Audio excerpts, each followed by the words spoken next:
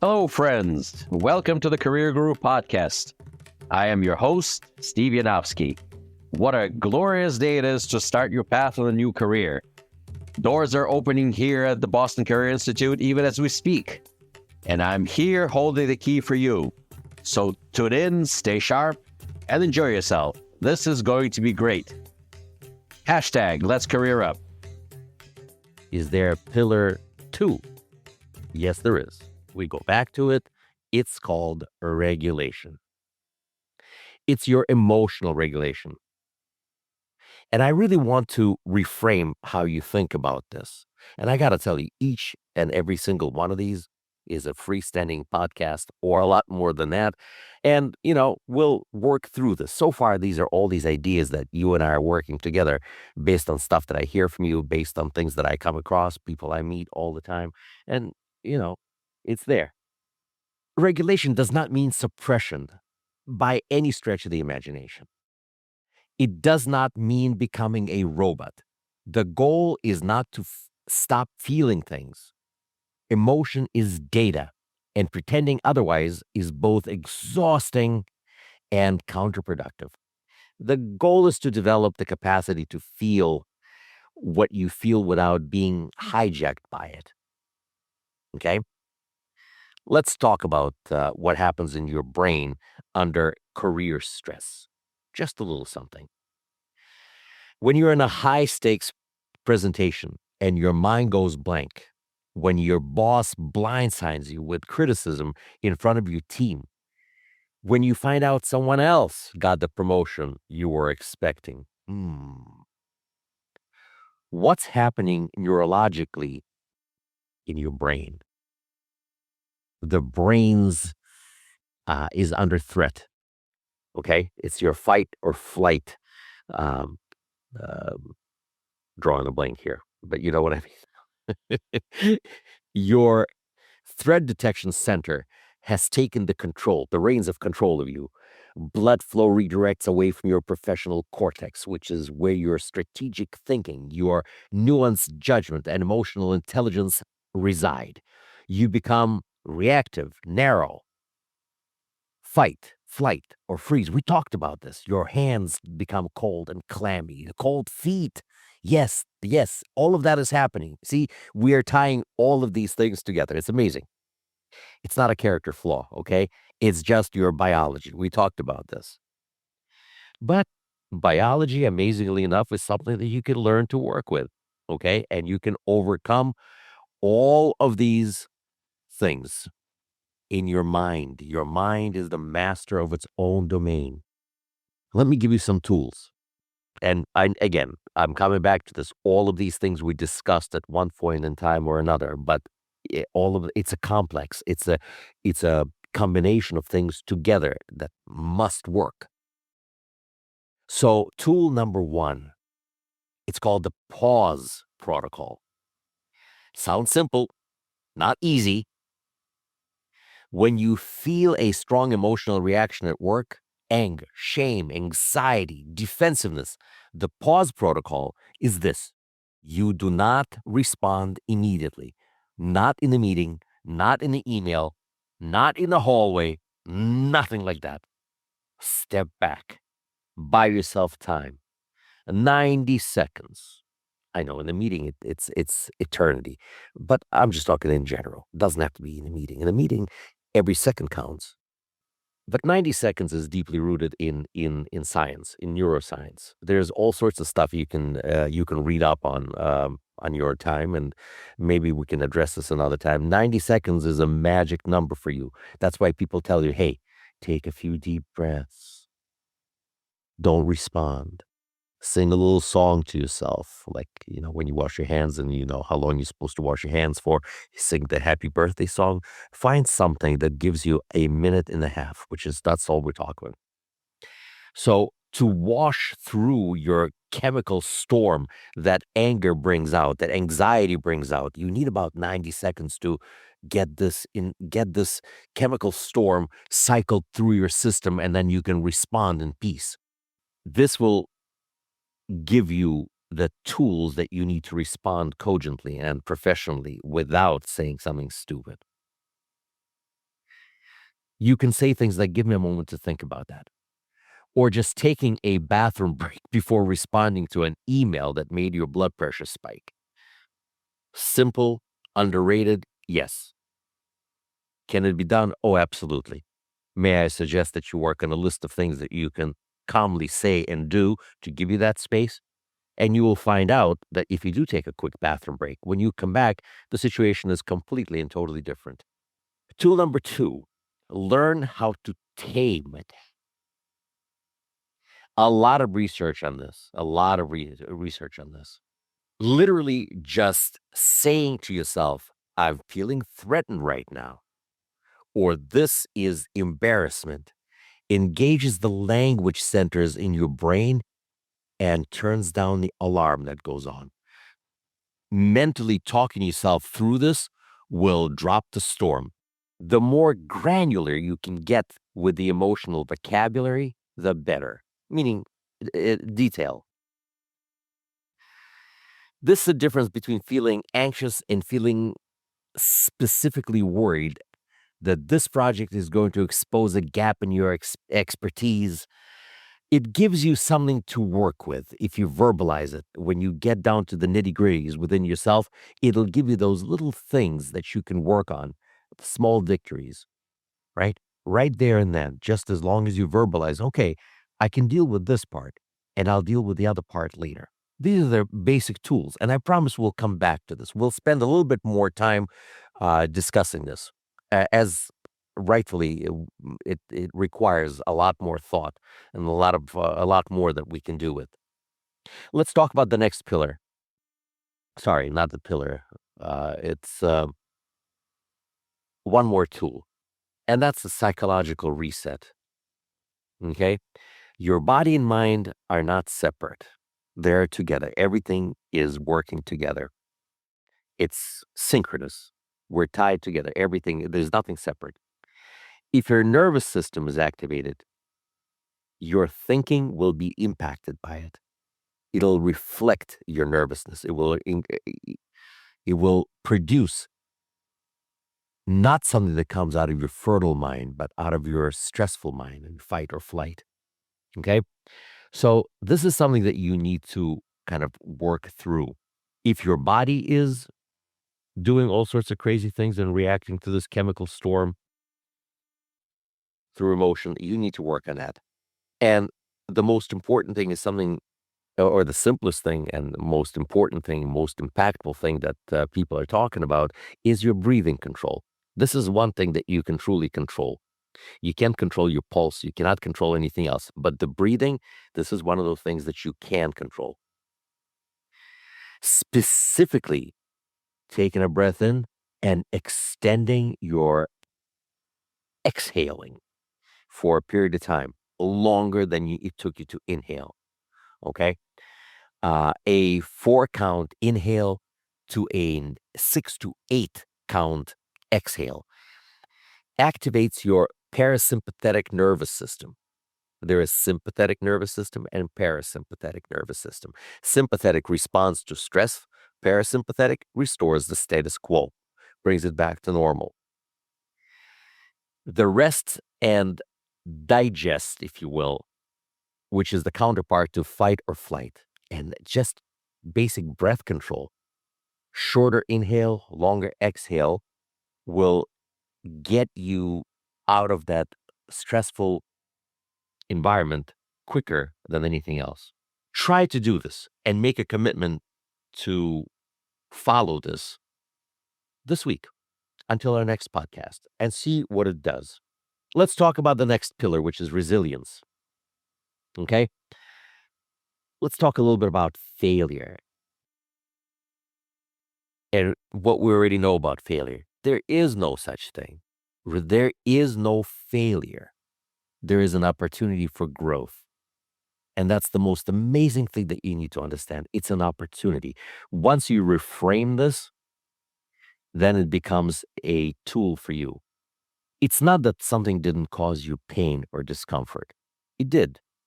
It's not the absence of pain. Resilience is not the absence of pain. That everything is rosy, everything. No, it's not that. The failure does come with a price. But, growing is also painful. That's why they call them growing pains. Okay? It's not the absence of pain when things go wrong. It's the capacity to move through that pain without it permanently defining you or the path on which you are traveling. And it's absolutely a learnable skill. You can learn this. You can conquer this and master this. Okay?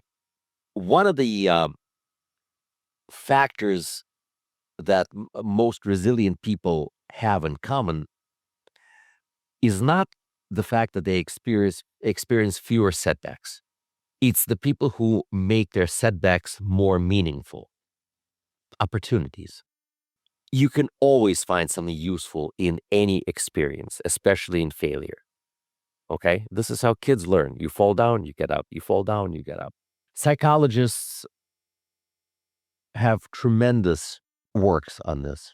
A lot of people who were wrongly incarcerated, or people who spent time in concentration camps during the Holocaust and other places, you know, uh, in the gulags of the world. Um, it's how those people survived and what did they do differently. There's a lot of people who survived these absolute horrific events went on to do most amazing, great things. How did they get through these? Was it their crazy, toxic positivity, if you want to call it that got them through? What was it about? Was it the not having the victim mentality? Everything is possible. Being a victim is what I'm talking about, victim of your circumstances, as Curly used to say in the Three Stooges. I'm a victim of circumstance. Well, don't be a victim of circumstance. Be a student of an experience, and that'll make you grow. That'll make you strong and resilient. When something goes wrong in people who don't have a resilience mindset, the brain in this particular context says, this is permanent. I'll never recover from this. This is awful. It's pervasive. Everything, my career is broken. Everything is broken. Oh my gosh, nothing will ever work. And this is personal. This failure proves that I'm inadequate. No, the resilient brain, your brain, the career guru's brain, challenges each one of these things that, this non-resilient brain just conjured up, though those absolutely horrible things that you say about yourself. It's not permanent. It's just something that happens right now. 5 minutes from now, it's going to be different. Okay? There's no permanency to failure. As a matter of fact, it's not even there. It's a lesson you're learning.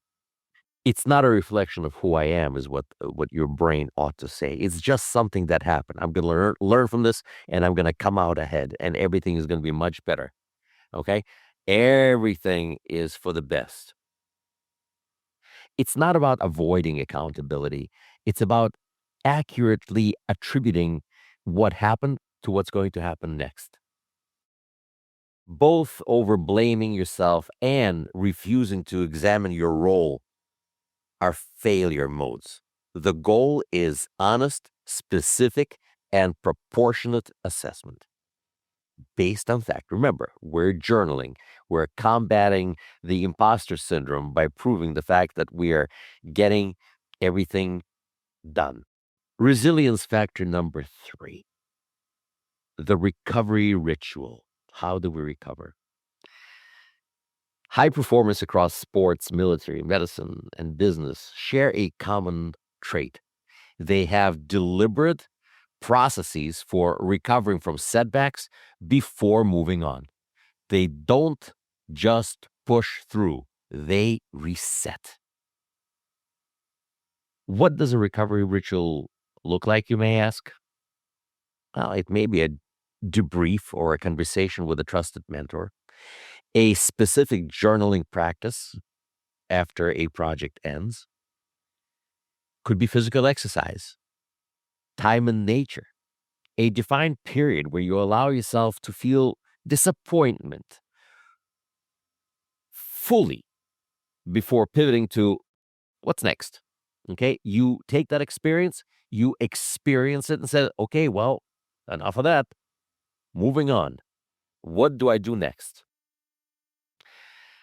The point to all this is deliberate action, your intentionality. What's your intention? Resilience doesn't just happen. You build it through practice and through the habits you develop around how you treat yourself when things don't go your way. Take a moment. Think about a professional setback you experienced in the last couple of years.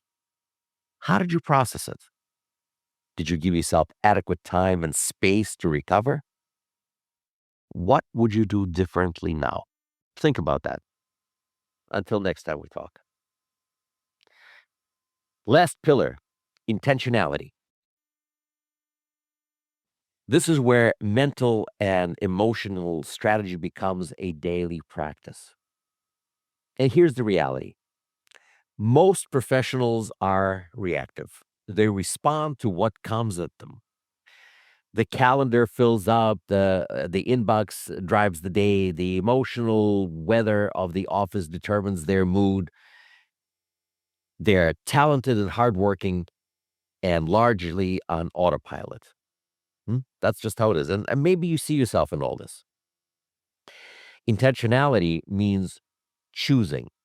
It means deciding consciously, regularly, how you want to show up, what you want to prioritize, where you want to direct your psychological energy. You are the master of what you do. You are the master of what you feel. You may not be a master of anything else, but those things, your choices, they're yours. So before the day runs, before the day runs you, take 5 minutes to frame it. Not a to-do list. You already have one of those, more than likely. I mean, a short internal question. Who do I want to be today? What is the most important thing I'm going to do? Not just the most urgent, most important. How do I want to handle it if things get hard? This is your mindset. Figure it out for yourself. Sometimes people call this implementation intention. Okay.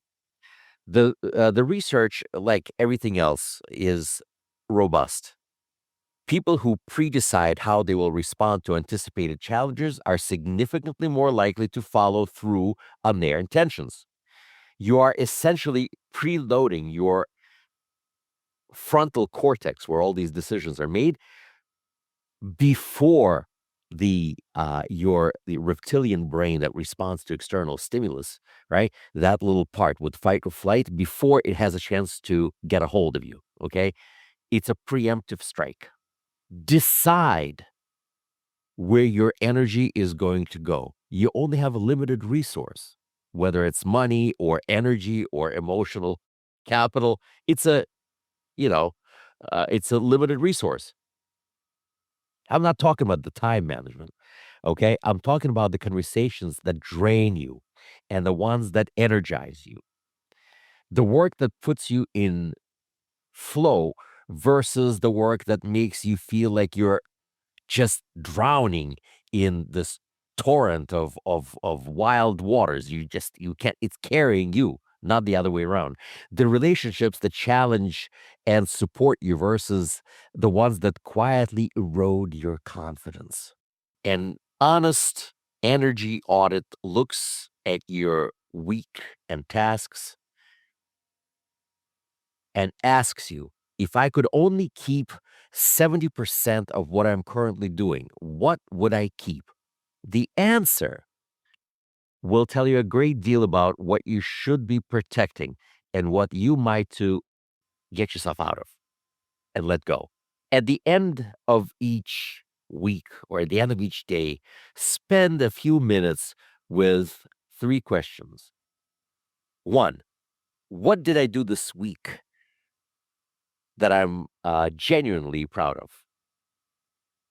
Number 2, what one thing I want to do differently next week? And 3, what one thing I'm grateful for professionally? This is not journaling for journaling's sake. This is a weekly recalibration.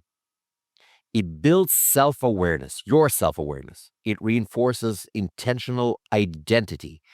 It closes the loop, if you will, on the week or a day, rather than letting it blur into the next one. See, there needs to be an accounting of everything that you do. And I apologize for the length of this podcast. I've sort of started rambling on about all of these things, and it's taken me a little bit longer than it should. Let's close this up. The pillars of mental and emotional strategy for career success are identity, regulation, resilience, and intentionality. Identity is where you examine the stories you carry and update the ones you no longer serve you. Regulation, your self-regulation, is learn to feel without being hijacked. Build tools for your most pressured moments. Okay. Resilience, develop the capacity to move through setbacks without letting them define you. And last, intentionality, choose how you show up, where you direct your energy, and who you are becoming. This is where we are today. Bring your best game forward. Bring your best image of yourself forward. Be intentional about what you do. That will drive your success. And on that note, my friends, Career Guru signing off. Hopefully to see you again next time, or to hear you again next time, with more questions and more answers and more career success stories. Wishing you all the best. Career Guru signing off. Well, friends and aspiring career gurus, this was fun. Thank you for tuning in. I feel enlightened, I feel empowered, and I'm feeling grateful that we spend time with you. For more information about Boston Career Institute, please visit our website, bostoncareer.org. Boston Career Institute has 3 campuses located in Brookline, Massachusetts, Malden, Massachusetts, and Lowell, Massachusetts. Call our toll-free number 888-383-6058.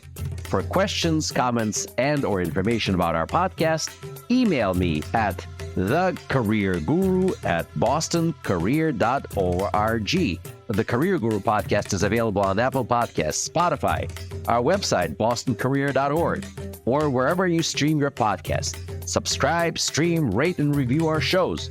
Your rating and reviews help our show reach new audiences. Produced by PodPro Entertainment, The Career Guru lives within a network of podcasts located at podproentertainment.com. # The New Radio. Looking forward to seeing you soon. All the best to you. My name is Steve Yanofsky. I am the Career Guru. May God bless you. # Let's Career Up.